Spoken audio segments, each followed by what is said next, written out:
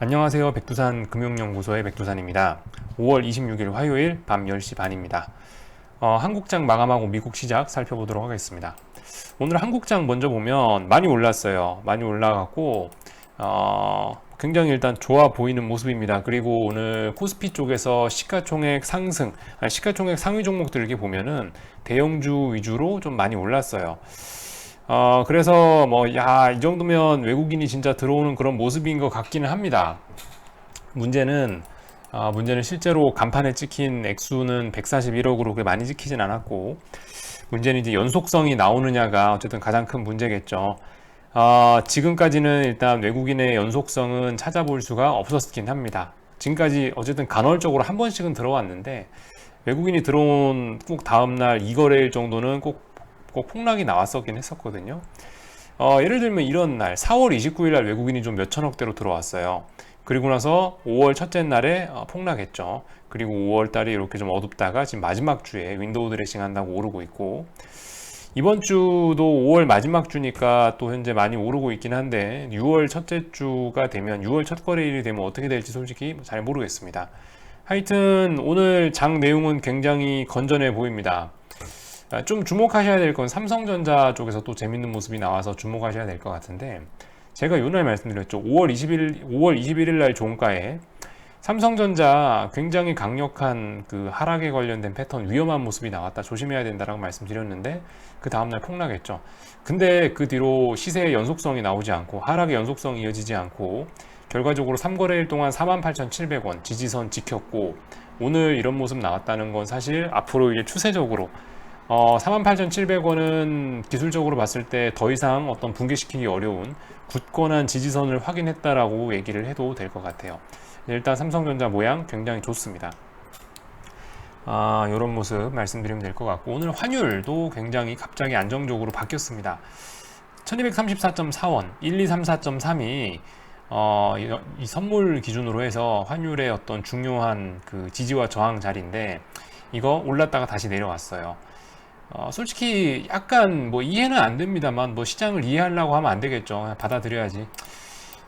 이해가 안 된다고 표현하는 거는 그런 점 때문에, 그러니까 미중 무역 분쟁 해결된 것도 없고, 중국과 수닥수닥 계속 미국은 싸우고 있고, 딱히 어떤 경제 상황이 급격히 회복된 거 없고, 그런 상황에서 잘 오르던 환율이 갑자기 장대 음봉 나오면서 1234원을 깼네 라는 생각이, 어쨌든 그런 배경들을 생각해 보면, 더군다나 오늘 위안화를 오늘 중국인민은행에서 절하했는데도 불구하고 이렇게 원화 환율만 10원 가까이 내렸다는 게 솔직히 이해는 잘 안 됩니다만은, 어쨌든 이해할 필요는 없겠죠. 저야 받아들이면 되겠죠. 다만 이제 중요한 거는 이게 연속적으로 이어져서 5월 말 6월 초까지 계속 이렇게 나오느냐가 일단 관건일 것 같습니다. 오늘 모습 코스피 오래간만에 시원한 상승을 보이긴 했습니다. 자, 오늘 장중에 나왔던 보고서 하나 좀 여러분들과 하나 좀 볼까 하는데요. 미국장 보기 전에 지금 제가 며칠 전에 계속 어제 오늘 하는 환율과 관련된 이야기입니다. 이게 이제 지금 보시면 하나대투증권에서 이재만 애널리스트가 작성한 보고서입니다. 화수분 전략 보고서에 보시면 남는 건 환율이다라는 제목의 보고서인데, 여기서 이제 제가 하는 얘기를 좀 적어놔서 갖고 나왔어요. 자, 보시면 제가 오늘 아침에 말씀드렸던 게, 미국하고 중국의 경제 규모 생각하시고 그에 따라서 부양책 규모가 얼마나 되느냐가 이제 상대적인 환율을 결정할 수 있다. 미국이 돈을 겁나게 많이 풀었고 상대적으로 신흥국은 돈을 못 풀었다라는 게 제가 오늘 아침에 말씀드린 거였죠. 숫자를 안 그래도 갖고 나왔는데요. 자, 보시면 2009년에는 미국이 GDP 대비 5%, 중국은 GDP 대비 12%로 절대적으로 중국의 부양책의 수치가 높았기 때문에 환율이 급속히 안정이 되면서 주식이 많이 올랐다. 근데 지금 보시면은 최근엔 어떤 일이 일어나고 있냐면, 이번에는 미국 경기 부양책 규모가 GDP 대비 14%다. 미국은 참고로 GDP 대비 13%로 나와 있다 라고 하고 있죠. 그렇기 때문에 정책을 통한 위안화 강세 전환은 쉽지 않다. 위안화 강세가 나와야 결국 한국 코스피도 한국 원화도 안정적으로 해서 좀 이제 그죠? 진정한 상승, 코스피가 진정한 상승을 하려면은 위안화가 강세 전환돼야 되는데, 위안화 강세 전환이 쉽지 않다라는 얘기하고 있습니다. 정책을 통한 위안화 강세 전환이 쉽지 않다. 여기 플러스에서 좀 약간 사족을 갖다 붙이자면은 최근에 미국과 중국이 싸우고 있는 이슈 때문에라도 위안화 강세 전환은 쉽지가 않습니다. 이런 점들을 좀 생각해 보실 필요가 있겠어요. 결과적으로 중국의 부양책 규모가 더 작았기 때문에 위안화 강세 전환은 기대하기 어렵다라고 나와 있습니다. 좀 재밌는 데이터들 좀 몇 개 보실 필요가 있는데 좀 같이 보면 좋을 것 같은데요. 자, 말씀드렸죠. 한국 주식은 원달러 환율만 보면 된다.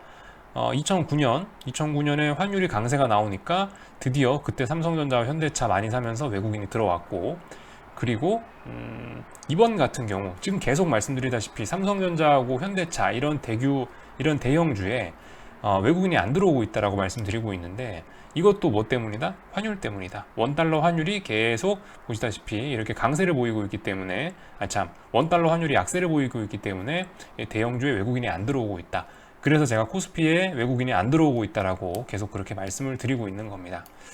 이런 자료 보시면 될 것 같고요. 그래서 외국인이 들어오고 환율이 강세가 돼야지 코스피가 진정으로 상승하는 겁니다. 그죠? 대형주, 삼성전자와 현대차 이런 친구들이 많이 올라줘야 결국 코스피가 진정으로 상승하는 거거든요. 솔직히 지금 상승은 약간 좀 그렇습니다. 이게 진정한 상승인지 아닌지 솔직히 조금 아리까리합니다. 그리고 다른 데이터들 좀 보시면은 왜 제가 위안화하고 뭐 원화 이런 얘기를 같이 하냐면요. 보시면 최근에 원달러 환율하고 위안화 달러하고 환율이 똑같이 움직이고 있어요. 예전에는 보시면 상관계수가 0.29였다. 옛날에는 중국 위안화, 원화 서로 따로 움직였다면 최근에는 미중 무역 분쟁 이후에는 0.89다. 상관계수가 0.89다. 이 얘기는 원화의 움직임의 89%의 요인이 위안화 움직임에 있다는 거죠. 그러니까 현재 이 말은 위안화하고 원화하고 똑같이 움직인다. 자, 그렇기 때문에 저는 오늘 이렇게 원화가 강세가 나오는 게 조금 이상하다는 겁니다. 자, 아무튼 그래서 이분의 얘기는 이번에 중국 재정 부양책 사이즈가 별로 안 컸기 때문에 정책을 통한 위안화 강세는 쉽지 않다라는 것, 요걸 어쨌든 이 데이터를 좀 보셨으면 좋겠어요. 그래서 2009년 3월 달에는 왜 갑자기 2009년 3월 달에 왜 진정한 반등이 나왔냐? 중국이 겁나게 강력한 경기 부양책을 내놨기 때문에, 당시 경기 부양책 규모가 절대적으로 중국이 컸기 때문에 신흥국 중심의 빠른 경기 회복이 나왔다라고 써 있죠. 네, 이거 그대로입니다. 정말 깔끔하게 잘 설명해 놨죠. 원달러 환율 강세 나오고 외국인 코스피가 쑥 들어와서 이렇게 올랐다, 라는 겁니다. 이번에는 좀 이상하죠. 이번에는 지금 코스피만 오르고 있고 외국인은 한 개도 안 들어오고 있고 외국인은 계속 이 아래쪽을 팔고 있죠. 어쨌든 이런 상황입니다.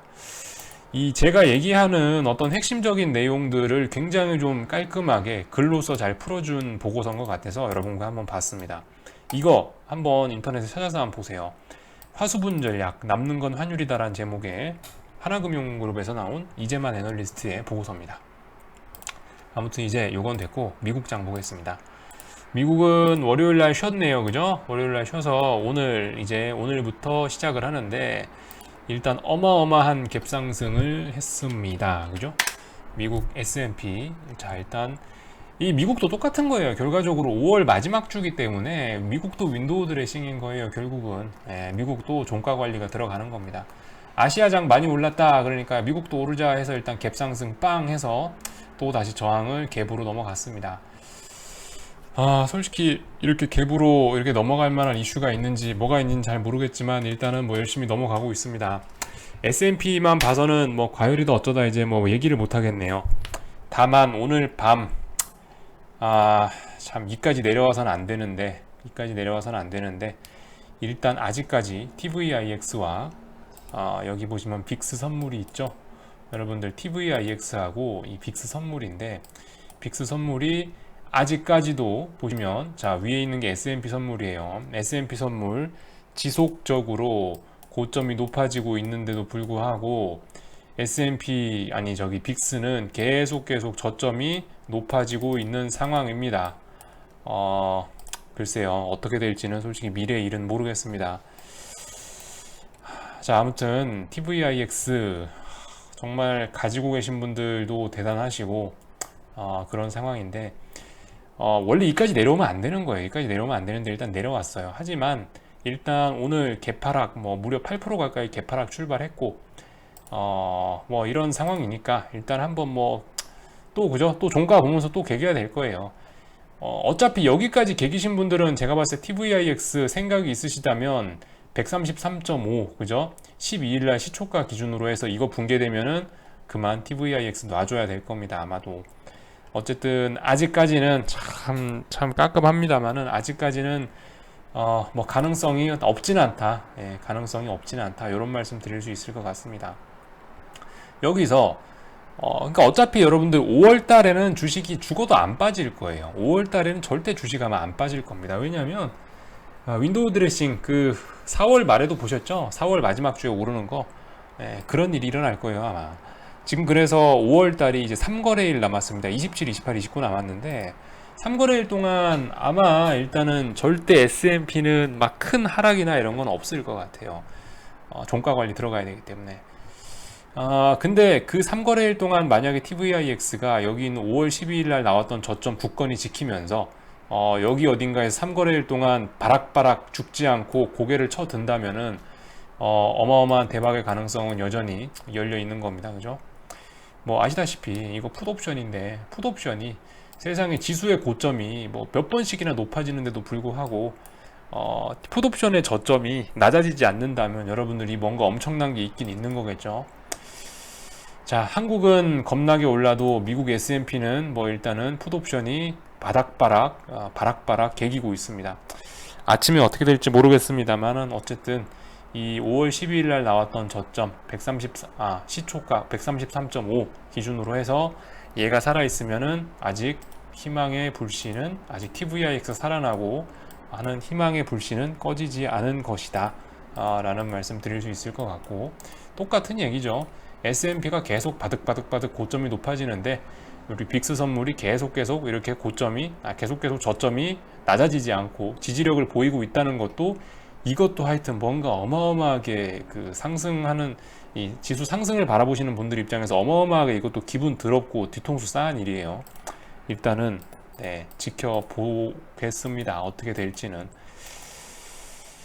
하지만 어쨌든 뭐 말씀드렸다시피 지금 미국 주식이 오르는 게 FAANG 뭐 그리고 뭐 마가라고 하죠. 뭐 마이크로소프트, 아마존, 뭐 구글 이런 친구들이 끌어올리고 있는데 며칠 전에 제가 차트 보여드렸다시피 솔직히 마이크로소프트라든가 뭐 이런 친구들 대부분 FANG나 마가 뭐 이런 친구들이 어떤 뭐 쌍고점이 나왔거나 그러니까 전고점 바로 직전에서 그림을 좀 그려보자면은 대부분 지금 미국장 주도주 그런 7종목 그러니까 지금 그 FANG하고 뭐 MAGA라 하나 뭐 어쨌든 이러한 미국 시장 주도주들 있지 않습니까? 뭐 정확하게 뭐 순서나 뭐 이런 건 잘 모르겠지만 얘네가 지금 나스닥에서 미국 증시에서 차지하는 시가총액 비중이 지금 50% 가까이 됩니다.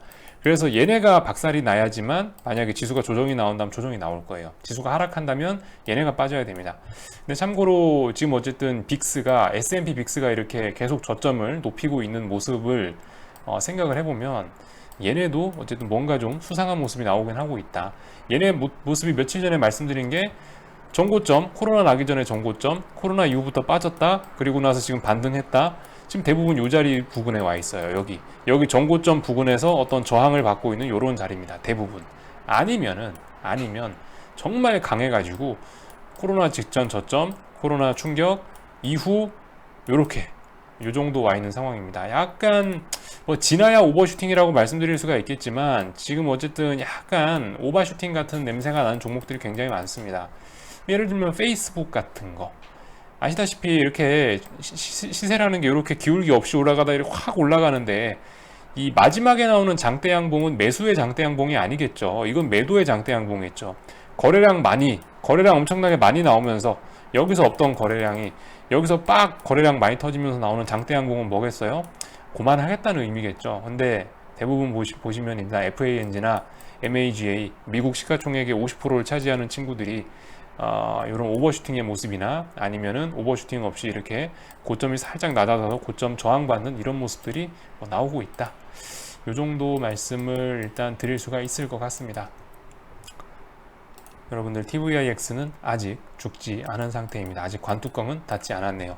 내일 아침 죽을지 모르겠지만, 자, 그래서 일단 조금 더 지켜보도록 합시다.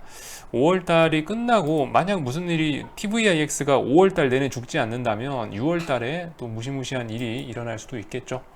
자, 하여튼 여기서 마치고요. 궁금한 건 리플 남겨주시기 바랍니다.